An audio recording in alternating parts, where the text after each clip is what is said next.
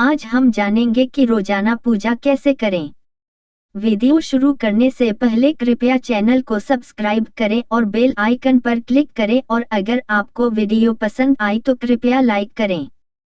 सनातन धर्म मानने वाले ज्यादातर घरों में पूजा पाठ किया जाता है।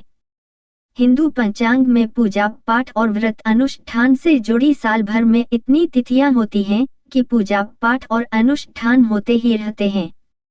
लेकिन क्या आपको पता है कि कई बार जाने अनजाने पूजा करते समय छोटी छोटी गलतियों का ध्यान नहीं रहता है, जिसके कारण पुण्य फल की प्राप्ति नहीं होती है।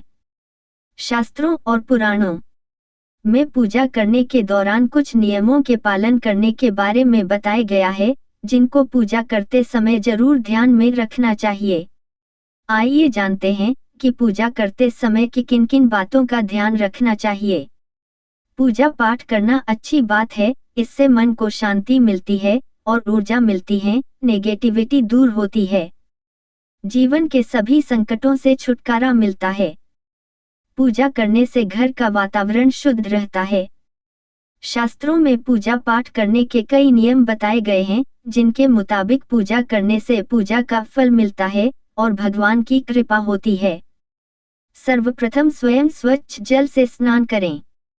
पूजा हमेशा पूर्व या उत्तर दिशा की ओर मुख रखकर करनी चाहिए। ध्यान रखें कि जो व्यक्ति पूजा कर रहा हो, उसके माथे पर तिलक होना चाहिए। यदि संभव हो सके तो सुबह 6 से 8 बजे के बीच में पूजा अवश्य करें। दोपहर में पूजा इसलिए नहीं करनी चाहिए क्योंकि हमारे यहाँ ऐसी मान्यता है कि दोपहर का समय भगवान के विश्राम का समय होता है, इसलिए उस समय मंदिर के पट बंद हो जाते हैं। पूजा करते समय आसन के लिए ध्यान रखें कि बैठने का आसन ऊनी होगा तो श्रेष्ठ रहेगा। लाल, हरे, संतरी, गुलाबी या पीले रंग के वस्त्र ही विशेषकर धारण करने चाहिए। अगर हमारे पास इस रंग के वस्त्र नहीं है तो कम से कम हमें पूजा करते समय साफ सुथरे वस्त्रों का ही प्रयोग करना चाहिए। अगर हम मैले वस्त्र पूजा के समय धारण करते हैं तो ऐसा करना शुभ नहीं माना जाता। हमेशा ध्यान रखें कि दीपक को कभी भी दीपक से नहीं जलाना चाहिए। दीपक को हमेशा माचिस या फिर किसी अन्य चीज से जलाना चाहिए। साथ ही घी के दीपक को अपनी बाईं ओर तथा देवताओं की दाईं की ओर ही रखें। शिवजी, गणेश जी और भैरव जी को तुलसी नहीं चढ़ानी चाहिए। जल, चंदन, फूल आदि चढ़ाकर पूजा करनी चाहिए। फूल चढ़ाते समय ध्यान रखें कि उसका मुख ऊपर की ओर हो। यदि कोई फूल सूंघा हुआ है या खराब है तो वह भगवान को अर्पित न करें। भगवान के भोग यानी प्रसाद में तेल और मिर्च का प्रयोग नहीं करना चाहिए। भगवान के भोजन यानी भोग में घी या रिफाइन का प्रयोग किया जाना चाहिए।